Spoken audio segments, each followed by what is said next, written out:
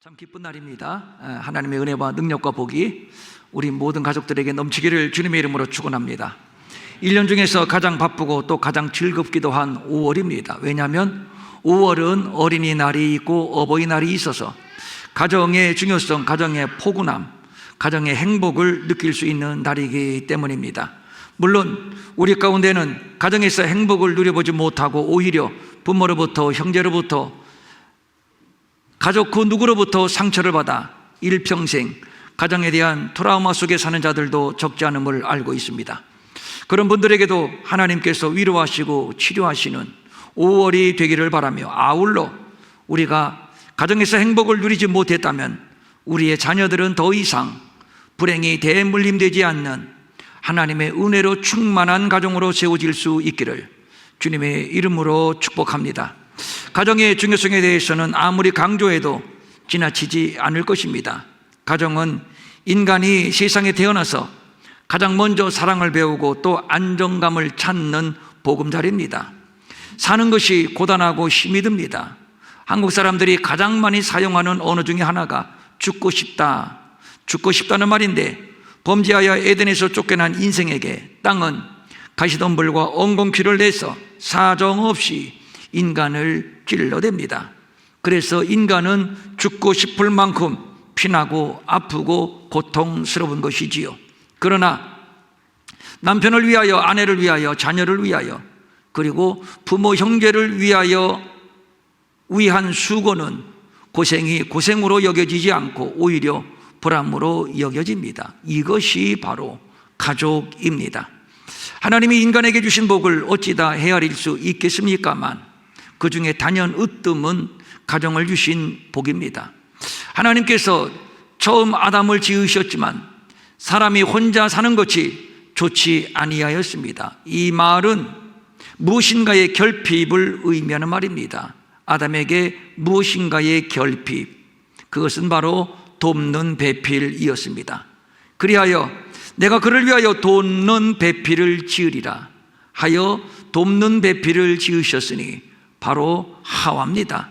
이렇게 해서 가정이 탄생하게 되는데, 여기에서 우리는 가정이 탄생되는 과정을 눈여겨볼 필요가 있습니다. 여기에 굉장히 심오한 신비가 있습니다. 하나님은 아담을 깊이 잠들게 하시고 그의 갈빗대 하나를 취하여 하와를 지으셨고, 그 하와를 본 아담은 이는 내 뼈 중에 뼈요 살 중에 살이라고 사랑을 고백하게 됩니다. 이 말은 나보다 더 소중하고 나보다 더 사랑하는 하나 된 관계를 말하는 것인데, 이것이 바로 인류 최초의 결혼 장면이요 하나님이 설계하시고 기대하신 가정의 모습입니다. 아담을 깊이 잠들게 해서 갈빗대를 취하여 하와를 만들었는데, 하와 누구죠? 여자. 우리는 여기에서 이런 궁금증이 발생합니다. 아무리 깊이 잠들었기로서니 옆구리가 찢어지고, 그리고 그 무엇인가 손이 깊이 들어와서 갈빗대 하나를 뽑아내는데 아담이 몰랐다? 이건 모를 수가 있나요? 아무리 깊이 잠들었다 해도 절대로 모를 수는 없습니다. 그렇다면 아담을 깊이 잠들게 하셨다는 말은 아담을 잠시 죽였다는 말과도 상통이 될 겁니다. 그러고 보니 성경은 죽음을 잠들었다라는 표현으로 설명하기도 했습니다. 그렇습니다. 하나님은 또 하나의 생명을 창조하기 위하여 아담을 죽이신 겁니다. 이와 흡사한 하나의 사건이 연상이 되지요. 바로 하나님이 당신의 아들 예수를 죽이시고 옆구리를 찔러 물과 피를 다 쏟아내시고 그리고 이 땅에 교회를 탄생시킨 사건입니다. 하나님은 아담과 하와를 통해서 세워지는 가정을 모티브로 장차 그리스도를 신랑으로 하는 교회의 탄생을 계시하신 것이라고 볼 수 있습니다. 이것은 비약이 아닙니다. 하나님께서 아담과 하와를 창조하시고 그리고 하시는 첫 마디가, 이러므로 남자가 부모를 떠나 그의 아내와 합하여 둘이 한 몸을 이룰지로다. 남편이 부모를 떠나 아내와 합하여 한 몸을 이루라고 말씀하셨는데 사실 아담에게는 부모가 없습니다. 하나님이 직접 창조하셨으니만큼 하나님이 아버지입니다. 이렇게 해서 독립적인 한 인격체가 탄생을 했는데 그가 바로 아담입니다. 하나님께서는 당신의 형상대로 아담을 만드시고 그리고 아담을 죽이시고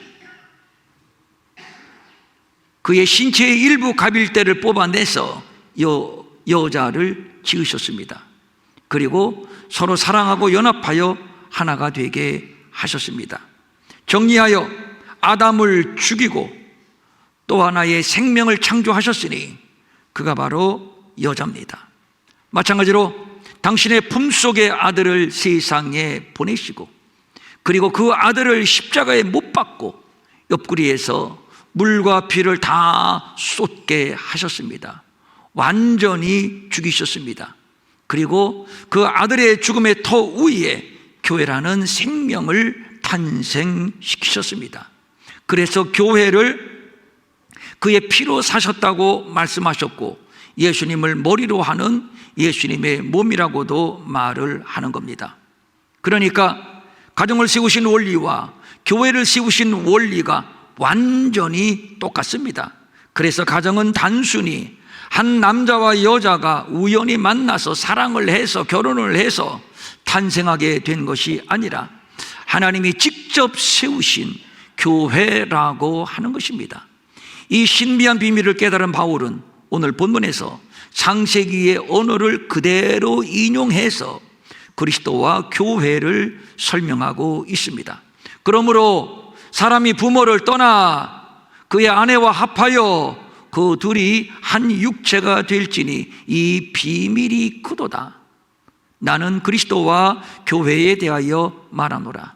다시 요약하여 정리합니다. 가정은 하나님이 창조하셨습니다. 그런데 단순한 가정이 아니라 이것은 바로 교회였습니다.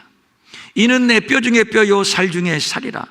사랑과 연합을 말하는 것인데 이것도 역시 예수 그리스도와 교회와의 관계, 그 연합과 똑같은 의미로 설명이 되고 있습니다. 두 사람이 벌거벗었으나 부끄러워하지 아니하니라.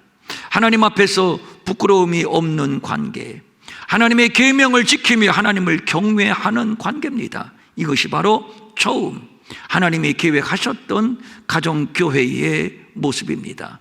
그래서 바울은 그러므로 사람이 부모를 떠나 그의 아내와 합하여 그 둘이 한 육체가 될지니, 이것은 엄연히 가정인데 그런데 이어서 하는 말이 나는 단순히 가정을 말하는 것이 아니라 나는 그리스도와 교회에 대하여 말하노라. 가정을 풀어서 교회를 설명하고 있습니다. 이 말씀을 조합하면 가정은 교회다라는 등식이 나오는 것이죠. 이것이 가정 안에 담겨진 비밀이라고 바울은 말하고 있습니다. 천국에서는 천사들처럼 시집도 안 가고 장가도 안 간다고 했습니다. 그런데 하나님은 왜 육체를 입고 있는 이 세상에서는 결혼을 하여 가정을 이루게 하셨을까요? 왜 그러셨을까요? 가정을 통해서 하나님의 나라 천국을 경험하고 누리게 하시기 위해서입니다.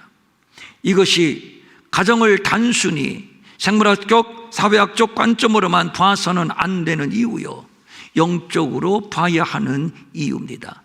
내 부모를 공경하라. 그리하면 내 하나님 여호와가 내게 준 땅에서 내 생명이 길리라. 이 말씀을 오해하는 자들이 많이 있습니다. 부모를 극진히 섬기고 공경을 하면 이 땅에서 장수한단 말인가? 그렇다면 몇 년을 장수할까?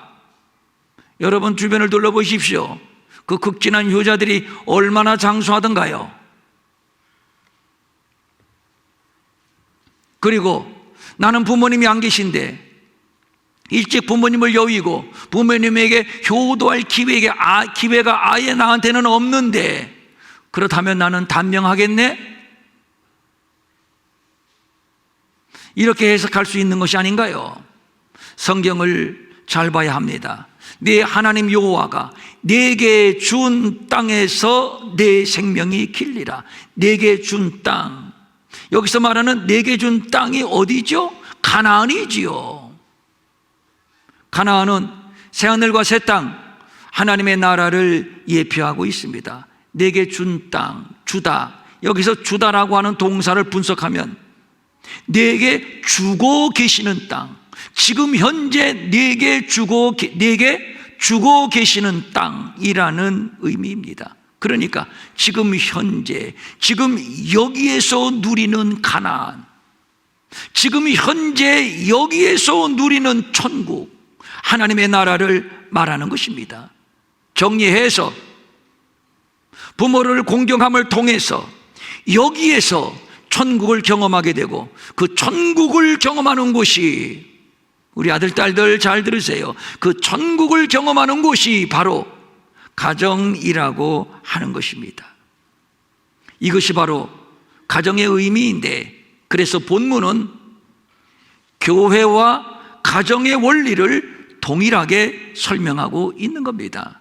가정은 교회입니다. 가정은 하나님의 나라입니다. 그런데 참으로 안타까운 것은 오늘날 가정이 붕괴되고 있습니다. 단순히 불순종하는 자녀들, 이혼하는 부부들의 차원이 아니라 가정에 관한 창조 질서의 근간이 뿌리채 흔들리고 있다는 얘기입니다. 동성애가 무엇이고 동성결혼이 무엇인가요? 결혼은 안 했지만 함께 사는 것은 무엇이고, 결혼은 안 했지만 자녀를 낳는 것은 또 무엇입니까? 악하고 음란한 세상의 극치입니다. 말세가 가까울수록 하나님의 창조 질서가 완전히 뒤바뀌게 될 것입니다. 하나님의 창조 질서가 완전히 뒤죽박죽 엉망진창이 될 것입니다. 요즘 세계에서 일어나고 있는 자연 질서를 자연 환경을 보십시오. 중국에서 홍수가 일어났지요. 브라질에서 홍수가 일어났지요. 미국 텍사스에서 홍수가 일어났지요. 비가 와야 되는 때는 비가 안 오고, 비가 와야 될 때는 비가 안 오고, 어디에서는 더워서 죽겠고 어디에서는 추워서 죽겠고. 지난주에 캄보디아를 다녀왔는데 40도가 넘었습니다. 지금까지 사는 동안 아마 제일 더웠던 것 같습니다. 그늘에 있어도 더운 바람이 콱콱 그냥 찜질방에 앉아 있는 것 같았습니다. 선풍기 소용없습니다. 그리고 와서 뉴스를 보니까 동남아가 펄펄 달아오르고 있다.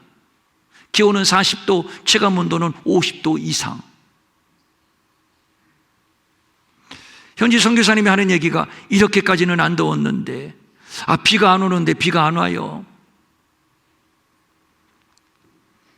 자연 질서만 뒤죽박죽 바뀝니까? 그렇지 않아요. 도덕적인 질서가 바뀌고 있습니다. 남자와 여자의 질서가 바뀌고 있습니다. 특별히 가정의 질서가 무너지고 있습니다.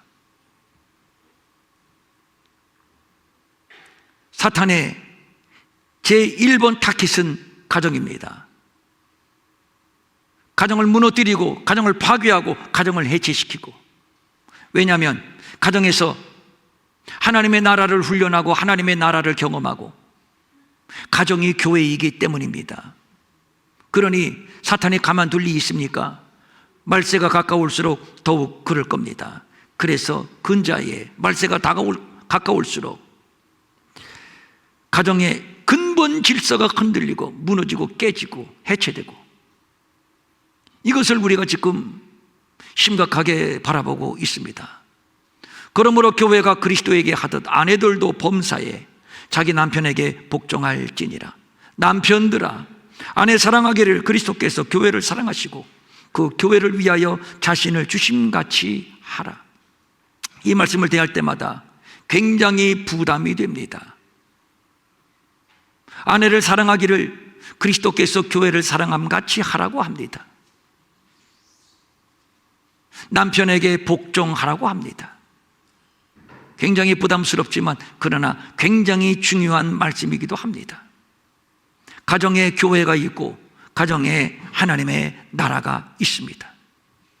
남편은 가정에서 예수 그리스도의 역할을 수행해야 합니다. 남편들 잘 들으십시오. 그리스도가 교회를 위하여 자기 몸을 내어 주셨듯이 그리스도가 교회를 그렇게 사랑하듯이 남편들아, 그렇게 가정을 사랑하고 아내를 사랑하라. 또 아내에게는 가정에서 교회의 역할을 해야 합니다.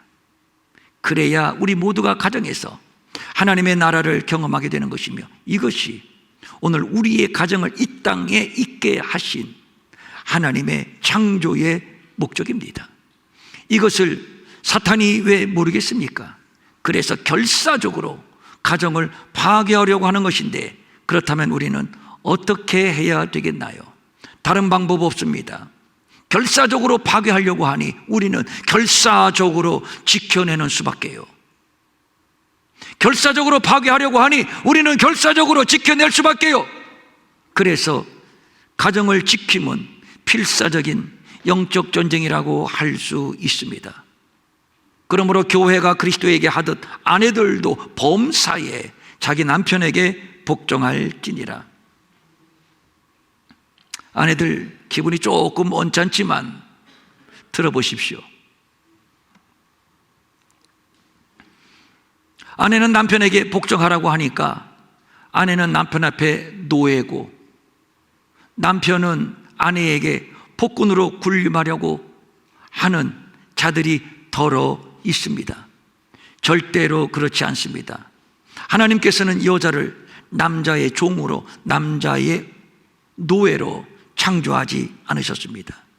여기서 말하는 복종이라고 하는 말의 원어적인 의미는 질서라는 뜻입니다. 그러니까 아내들이요, 가정의 질서를 위하여 남편을 머리의 자리에 모셔라. 기분 나쁘십니까? 모시라고 하니 그냥 그럼 놓아두어라. 그래서 성경은 말합니다. 남자의 머리는 그리스도요, 여자의 머리는 남자요, 그리스도의 머리는 하나님이시라. 분명한 영적 이 위계 질서를 말하고 있습니다. 여자의 머리는 남자, 남자의 머리는 그리스도, 그리스도의 머리는 하나님. 아내가 남편을 존중해야 하는 이유는 아내의 머리이기 때문입니다.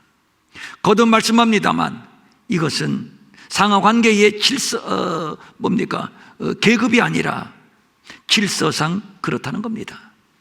세상 모든 것에는 질서가 있습니다. 국가에도 질서가 있고, 군대에도 질서가 있고, 학교에도 질서가 있고, 또 회사에도 질서가 있습니다. 심지어는 동물 세계에도 질서가 있습니다. 그런데 하물며 하나님이 가정을 질서 없이 창조하셨을 리가 있겠습니까? 이 질서의 기본은 남편은 아내의 머리라고 하는 것입니다. 아내의 입장에서는 조금 기분이 꿀꿀할 수도 있겠지만 이것이 하나님이 가정을 창조하신 질서입니다. 질서가 깨지면 조직이 깨지고, 조직이 와해되고 파괴되고 붕괴되고 해체되는 겁니다. 질서의 기본은 남편은 아내의 머리라고 하는 겁니다. 학벌도 여자가 높을 수 있고, 여자가 돈을 좀 더 많이 벌 수도 있고, 사회적인 명성을 여자가 더 높이 가질 수도 있습니다. 그러나 아무리 그래도 시대를 초월하여 남편은 여자의 머리가 된다는 사실은 변하지 않습니다. 그리스도가 교회의 머리인 것처럼 말입니다. 이것이 하나님께서 처음 가정을 창조하신 원리입니다. 또 남편들에게도 권고를 합니다. 아내의 머리라고 하는 것은 군림하라는 것이 아니라 남편의 무한한 책임을 강조하는 말입니다. 머리가 죽으면 그건 죽음입니다. 머리가 제 기능을 못하면 그걸 정상이라고 할 수가 없습니다. 오늘 본문을 보면 남편들은 그리스도께서 교회를 위하여 자신을 주심같이 그렇게 아내를 사랑하라고 말합니다. 무슨 얘기입니까? 목숨을 걸고 사랑하라. 죽도록 사랑하라. 그렇게 아내를 지켜줘라. 그렇게 아내를 보호해줘라. 그런 마음으로 가정을 책임져라. 예수 그리스도께서 십자가에서 피 흘려 죽으시고 그 터전 위에 교회를 세우셨습니다. 자신의 목숨과 맞바꾸셨습니다. 자신의 목숨과 맞바꾸셨습니다. 하나님께서 남자를 가장의 자리에 세우시고 머리 되게 하심의 그 중요성을 올바르게 인식해야 합니다. 남성들이여 간곡히 부탁합니다. 명심할 수 있기를 바랍니다. 좀 강하게 말씀드릴까요? 가정의 존폐는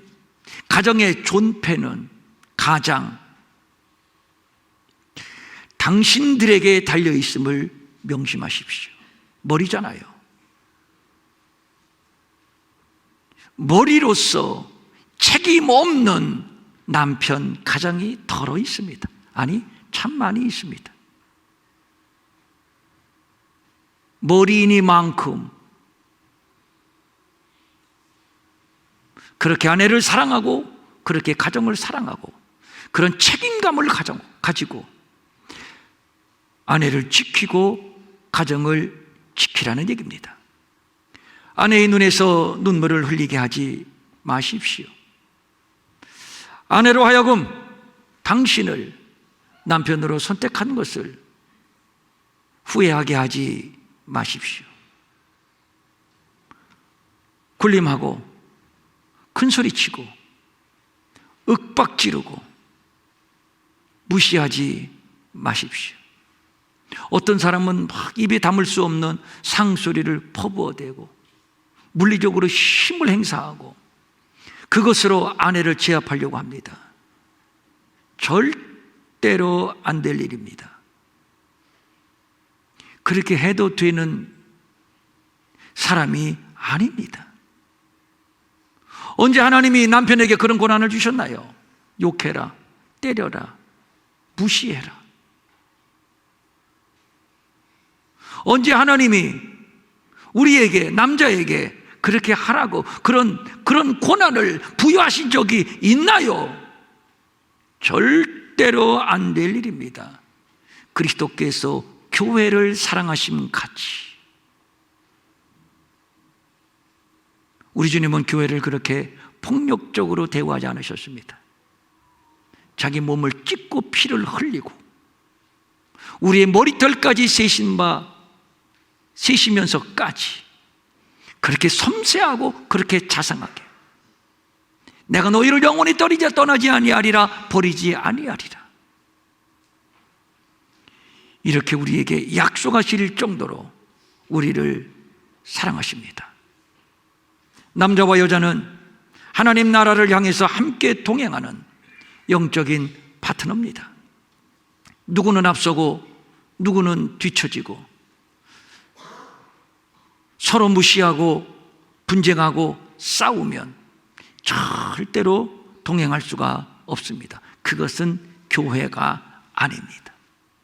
그런 가정에서는 절대로 하나님을 경외한다고 말할 수가 없으며 하나님의 은혜, 하나님의 복을 누릴 수가 없습니다.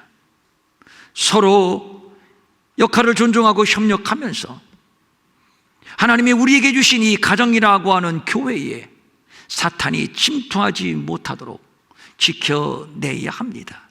이 거룩한 일에,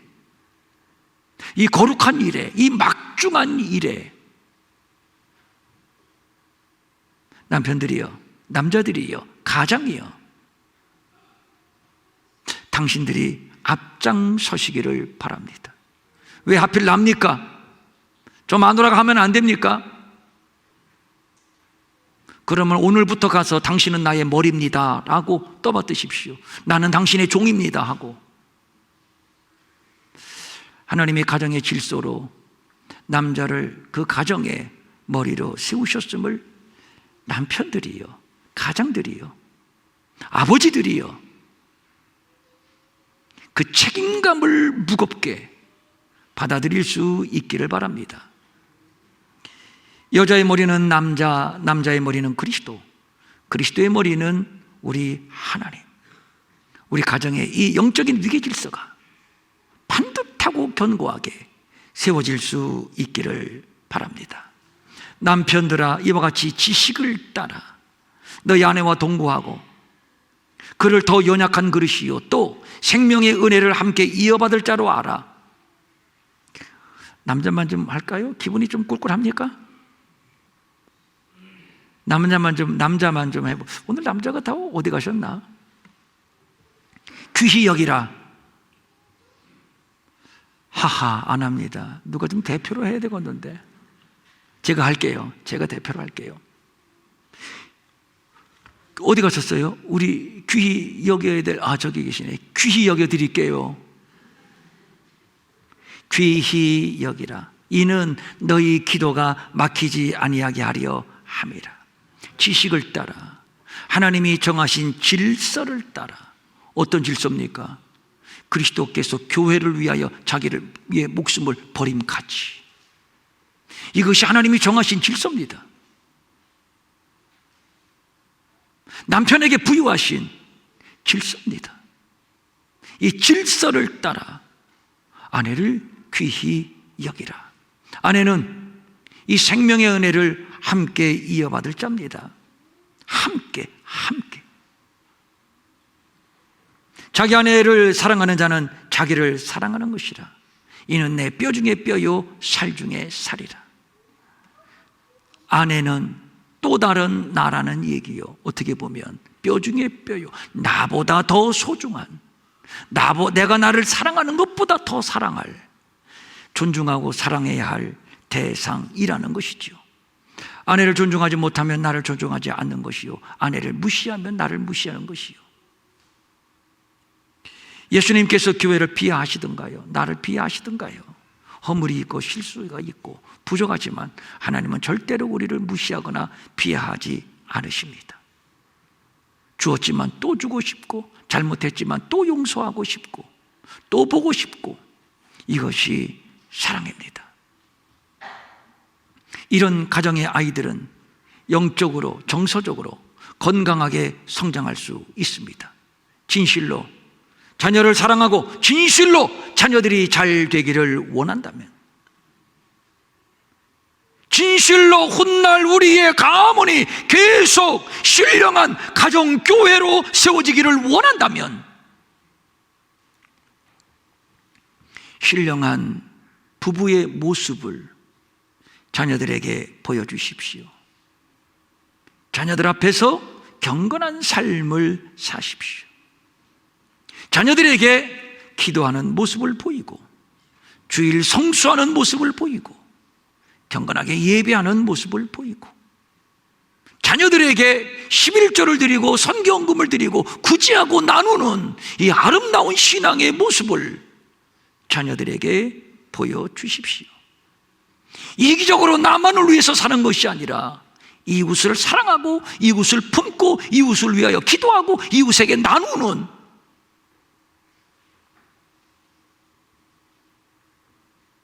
그리스도의 참 제자의 모습을 자녀들에게 보여줄 수 있기를 바랍니다. 여호와께서 집을 세우지 아니하시면 세우는 자의 수고가 헛되도다. 여호와를 경외하며 그의 길을 걷는 자마다 복이 있도다. 내가 내 손이 수고한 대로 먹을 것이다. 내가 복되고 형통할 것이다. 내 집 안방에 있는 내 아내는 결실한 포도나무 같을 것이다. 내 식탁에 둘러앉은 자식들은 어린 감람나무 같을 것이다. 여호와를 경외하는 자는 이같이 복을 얻을 것이다. 우리 가정의 복은 하나님께로부터 오는 것입니다. 부모된 자들이여 자녀들에게 믿음의 아름다운 모습을 보여줄 수 있기를 바랍니다. 남편을 위해서 기도하는 아내가 되고, 아내와 자녀들 앞에서 진실로 존경받는 믿음의 남편, 믿음의 아버지가 되시기를 바랍니다. 그렇게 될 때 주님이 약속하셨잖아요. 여호와를 경외하는 가정은 복을 받을 것이다. 하나님께서 믿음의 가문에 복을 주시는 겁니다. 어떤 복입니까? 내 손이 수고한 대로 먹을 것이다. 네가 복되고 형통할 것이다. 내 집 안방에 있는 네 아내는 결실한 포도나무 같으며 내 식탁에 둘러앉은 자녀들은 어린 감람나무 같을 것입니다. 이런 가정이 바로 신령한 교회요, 이런 가정이 바로 천국입니다. 이것이 바로 우리의 가정을 이 땅 여기에 있게 하신 하나님의 뜻입니다. 그래서 우리 교회가 가정교회 세우기 슬로건을 내걸고 매일 말씀을 묵상하고 기도하고 있습니다. 이것은 진실로 하나님이 기뻐하실 일이며 진실로 이것은 우리가 복을 받는 일입니다. 서두에서 말씀을 드렸습니다만 따뜻한 가정을 경험해 보지 못한 분들이 참으로 생각보다 굉장히 많습니다. 지금도 어떻게 하면 가정을 올바르게 세워볼까 애를 쓰지만 어떤 가시적인 변화가 없어서 속상해하는 분들도 상당히 있음을 제가 알고 있습니다. 그런 분들에게도 위로를 드립니다. 거듭 말씀합니다만 나는 가정을 통해서 하나님 나라를 경험하지 못했지만 받은 상처, 그 트라우마 때문에 지금도 우울하고 분노가 삭혀지지 않지만, 그렇다고 해서 우리의 자녀들에게 이것을 그대로 대물림해서는 안 되지 않습니까? 가정의 불행은 나로 말미암아 대가 끊어지고 우리 자녀들에게는 영광스러운 가정교회를 물려줄 수 있도록 그 책임이 바로 나에게 있음을 명심하시고, 방법 없습니다. 하나님 앞에 몸부림하는 수밖에는요. 하나님은 신실하신 분이시며 약속을 지키는 분이시니 우리가 기도하며 몸부림할 때 어찌 응답하시지 않겠습니까? 힘을 내시고 계속 가정교회를 세우기 위해서 힘쓰시기를 부탁을 드립니다. 우리가 가정교회 세우기를 위하여 계속 말씀을 묵상하고 기도하고 있습니다만 하나님께서 계속 지금 가정을 만져주시고 계십니다. 여러분의 가정을 지금 만져주고 계십니다. 왜 변화가 없을까? 아닙니다. 하나님은 지금 일하고 계십니다. 그래서 내일부터 또 쉬지 않고 한 주간 동안 이곳에 모여서 우리가 가정교회를 세우기 위하여 기도하려고 합니다. 바쁜 일과이지만 그래도 결심하고 힘을 내어서 함께 모여서 남편을 위하여, 아내를 위하여, 우리의 아들, 딸들을 위하여, 이 땅의 다음 세대 자녀들을 위하여 힘써 기도하는, 그래서 우리가 그토록 소망하고 하나님이 소망하시는 가정교회가 세워지고 하나님 나라가 우리 가정에 이루어지는 그런 은혜, 그런 복이 우리 모든 가정에 넘칠 수 있기를 주님의 이름으로 축원합니다. 축원합니다. 아멘. 일어나셔서 조용히 눈을 감고 손을 모으십시오. 가슴에 대십시오.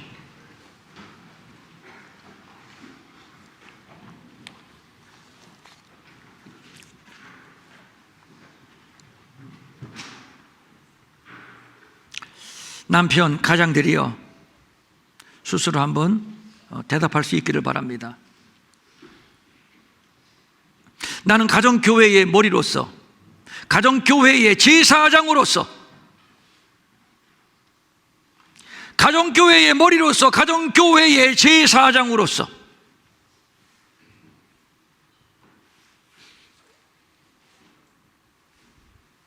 가정교회를 하나님 앞에 온전히 세우기 위하여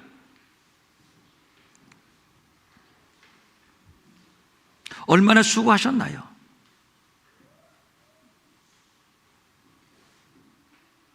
자녀들 앞에서 믿음의 아비로서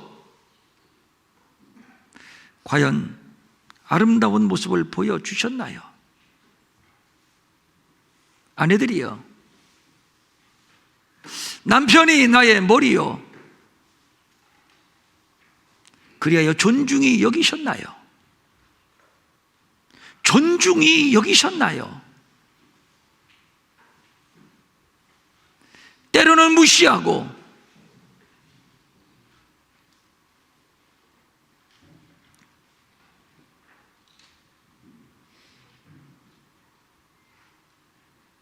다른 사람과 비교하여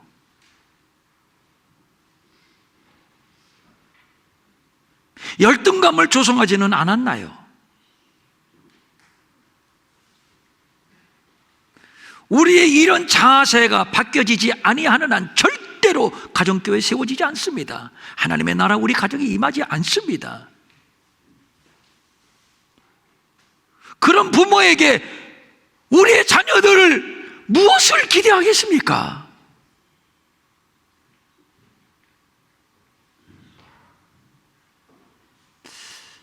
성령님, 성령님, 이제 고개를 들고 성전문 나가기 전에 한 번 더 우리에게 임재하소서. 남자들에게 깊은 각성을 주시옵소서. 여자들에게 깊은 각성을 주시옵소서. 우리 자녀들에게도 마찬가지입니다. 주님, 어려서부터 때묻지 않게 주님을 경외하는 믿음의 자녀들이 되게 하옵소서. 우리가 매일 가정교회를 세우기 위하여 말씀을 묵상하고 기도하고 있습니다. 주님이 만져주심을 감사드립니다. 주님, 더 만져주시옵소서. 더 만져주시옵소서. 더 깊이 만져주시옵소서. 우리 가정에 남자를 만져주시고 여자를 만져주시고 특별히 우리의 아들, 딸들을 만져주시옵소서. 나와 내 집은 여호와만 경외하겠노라, 여호와만 섬기겠노라. 이 신령한 가정교회, 하나님이 기대하시는 신령한 가정교회, 이제 오늘 기점으로 다시 시작하려고 합니다. 성령님, 성령님, 성령님, 더 충만하게 임하소서. 남자에게, 여자에게, 우리 자녀들에게, 우리 가정에, 우리 교회에 기름을 부으소서. 기름을 부으소서.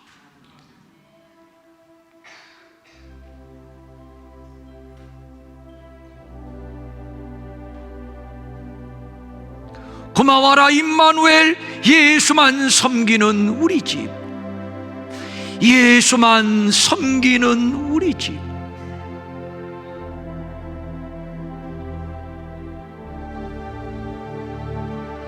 예수만 섬기는 우리의 가정교회 되게 하여 주시옵소서.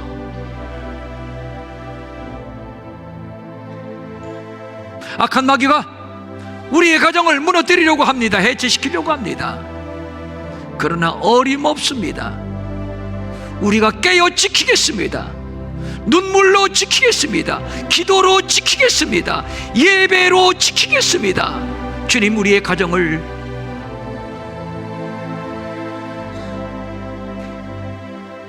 신령한 가정교회로 부흥케 하여 주시옵소서.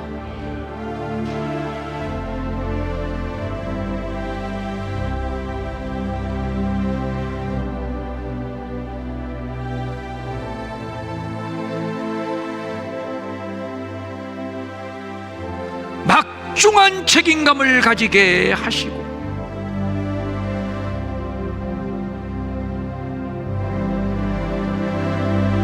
게으르지 말고 열심을 품어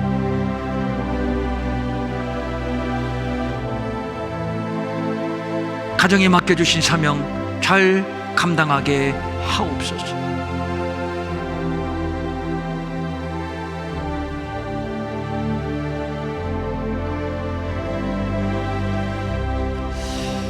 간절한 소망을 가지고 각종 예물을 주님 앞에 올립니다. 주일헌금, 주정헌금, 11조, 선교헌금, 구제헌금, 장학헌금, 기타 여러 제목을 적어서 주님 앞에 드리옵나니 받아주시고, 원하옵나니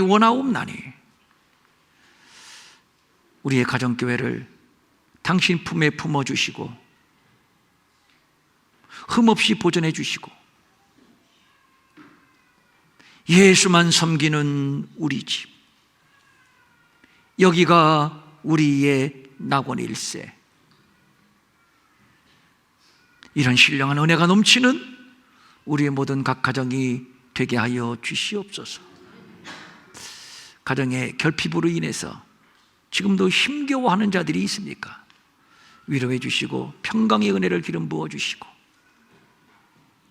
주님이 나의 남편이요, 주님이 나의 아버지요, 주님이 나의 보시요,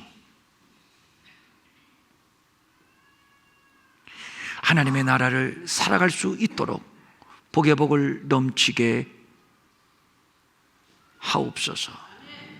마음은 원이지만 가진 것이 없어 드리지 못해 민망히 여기는 성도들을 위로하시고, 저들에게도 물질 주셔서 한 가지로 주님 앞에 바치며 쓰며 도우며 사는 풍성함이 있게 하여 주시고, 특별히 오늘 함께 예배하는 우리의 아들, 딸들 머리 위에 성령의 충만함, 지혜와 총명, 건강으로 기름 부어 주시옵소서. 이제는 우리 주 예수 그리스도의 은혜와 하나님 아버지의 무한하신 사랑과 성령님의 감동하시고 위로하시고 안위하시고 능력 주시고 형통케 하심이 온 세대 예배에 참여한 모든 성도들 머리 위에 영원히 함께 하옵시기를 간절히 축원하옵나이다. 아멘.